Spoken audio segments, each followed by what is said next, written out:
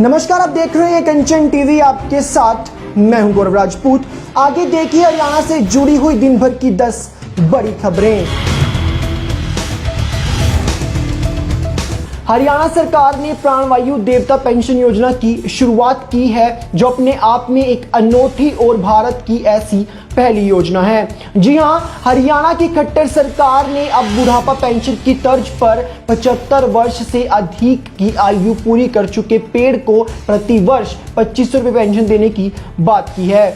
इस राशि का उपयोग स्थानीय लोगों की मदद से उस पेड़ के रखरखाव के लिए किया जाएगा।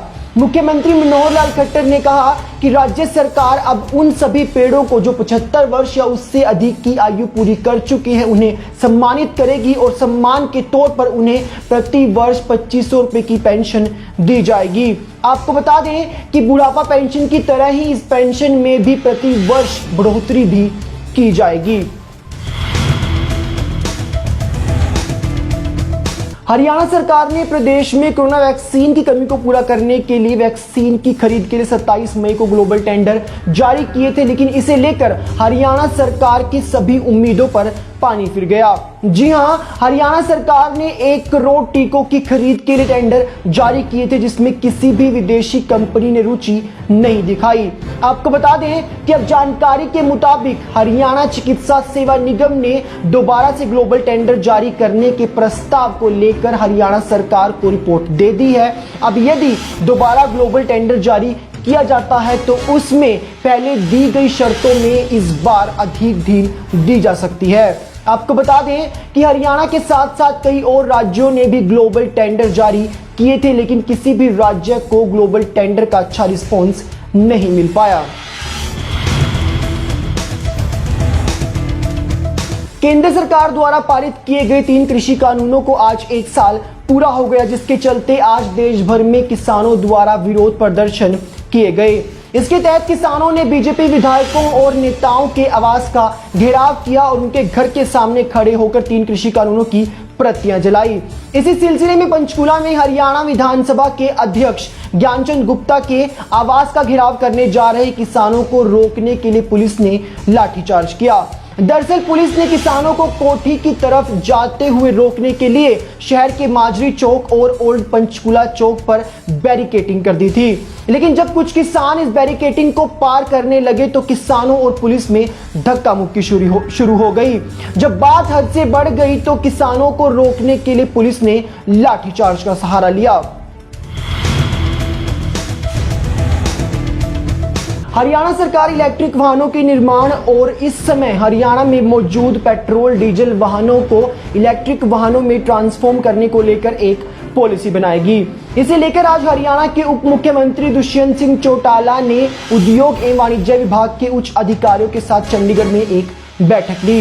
इसी के साथ उन्होंने बैठक में इस पॉलिसी बनाने को लेकर दिशा निर्देश भी दिए हैं।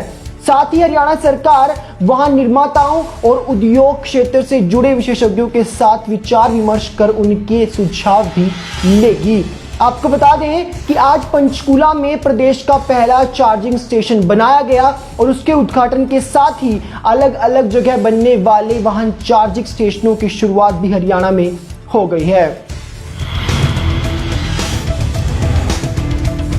कोरोना की दूसरी लहर में ऑक्सीजन की किल्लत झेल चुके हरियाणा में अब ऑक्सीजन की बढ़ोतरी करने के लिए एक अनोखी पहल शुरू की गई है, जिसके अंतर्गत अब हरियाणा के सभी जिलों में ऑक्सीजन पार्क का निर्माण किया जाएगा।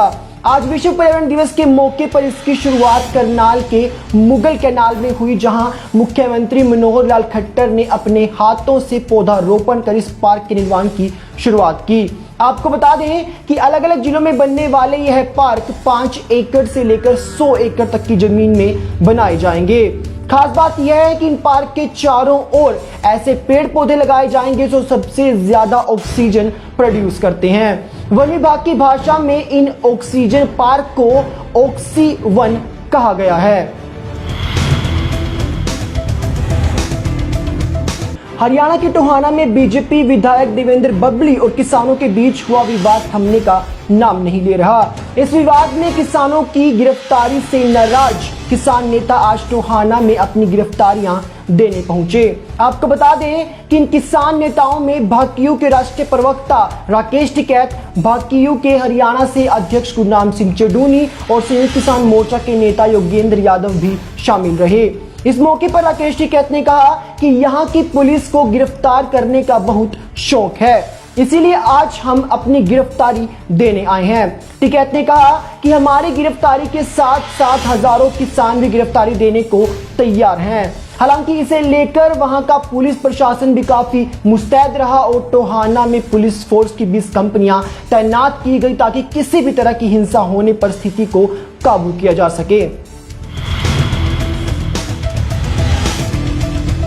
3 कृषि कानूनों के विरोध में चल रहे किसान आंदोलन में यह रणनीति बनाई गई थी कि किसी भी बीजेपी विधायक या बीजेपी सांसद को कोई भी कार्यक्रम नहीं करने दिया जाएगा।